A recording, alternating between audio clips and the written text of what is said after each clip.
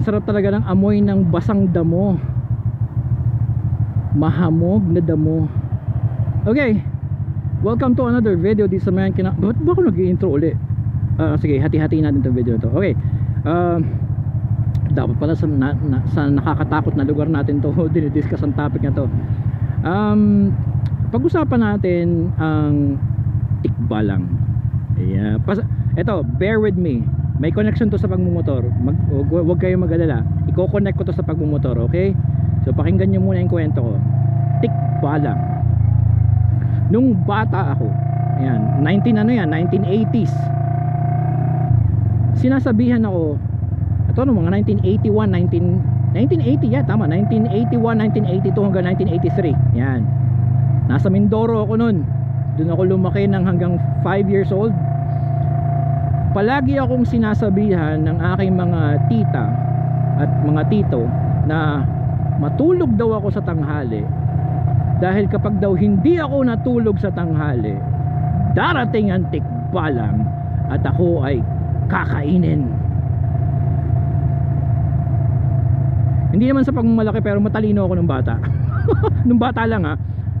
So ako, dahil nga medyo may talino naman ako ng konti, naisip ko, ano yung tikbalang? So sabi sa akin, yun daw ay kalahating tao, kalahating kabayo. Ayos! Ang una ko naisip, pwede ko bang sakyan yun? Bata ako nun eh, malaro ang utak ko eh. So ang sabi ko, ano yung tikbalang? Anong itsura?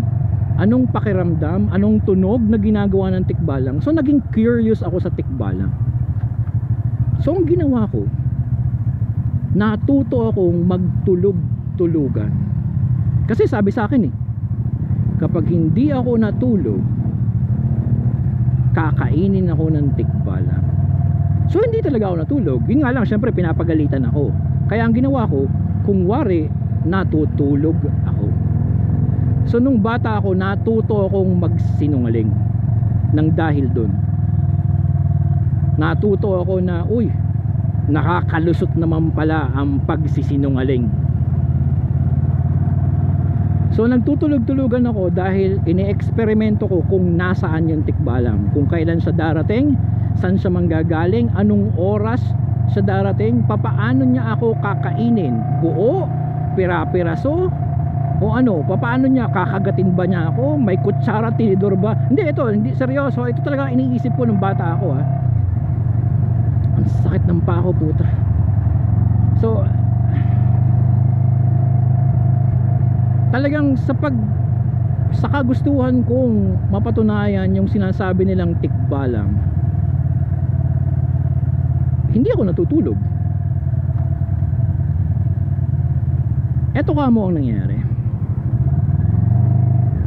Nung tumanda ako, di siyempre dumating sa punto na nung nagsimula na ako mag-aral, natutunan ko na wala naman talaga palang proof, o wala pang nakukuhang proof na mayroong tikbalang.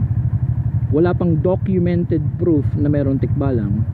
Wala pang nakakahuli ng tikbalang. Wala pang nakakapagpatunay na nakita nila at nakasalumuhan nila ang isang tikbalang.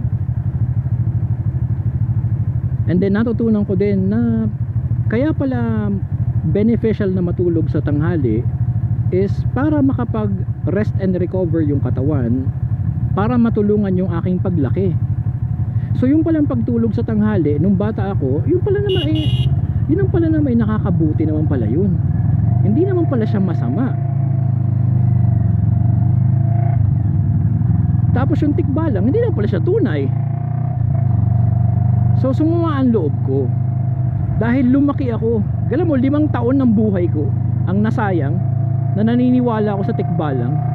At tas na-frustrate ako, na-disappoint ako na hindi ko nakita yung tikbalang sa araw-araw na ginawa ng pagkakataon na hindi ako natutulog. Hindi.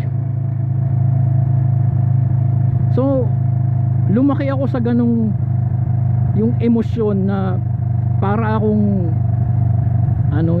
ginawa akong tanga nung bata ako dahil sa misinformation.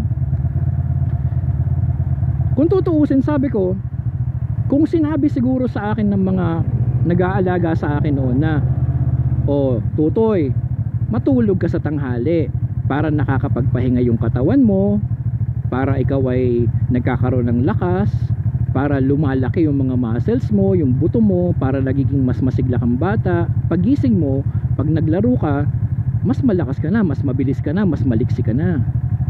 Kung sinabi siguro sa akin yun nung bata pa lang ako, nung 1980, eh di natutulog ako lagi sa hapon, sa tanghali, at nakuha ko yung benefits nun.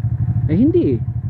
Dahil sa misinformation, hindi ko nakuha yung benefits ng pagtulog dahil nagtutulog-tulugan nga ako.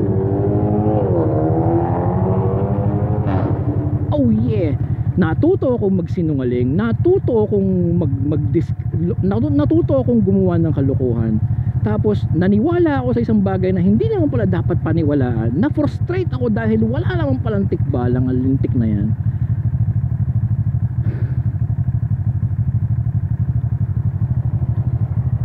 So, i-connect natin sa pagmumotor. Napakaraming misinformation ngayon tungkol sa pagmumotor, at hindi na sa pagmumotor, tungkol sa lahat ng bagay. So napakaraming misinformation, at dahil sa misinformation na yan, eh alam mo yun, sa halip na matuto tayo ng yung mga proper na bagay, eh dahil sa misinformation, wala,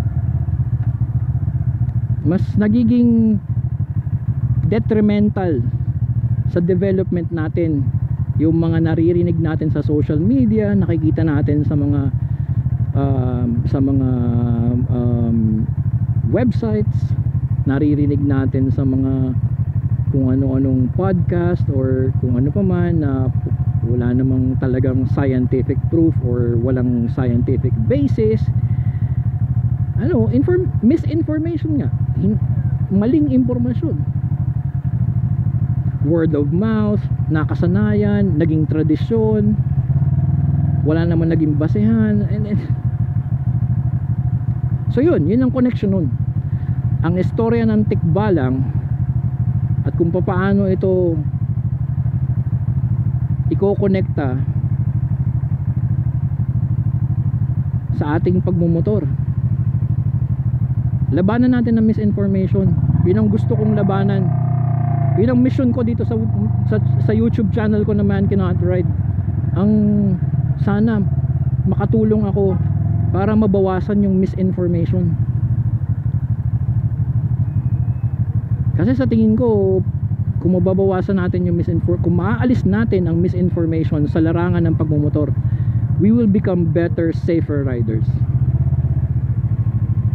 At least we are halfway there. Anyway,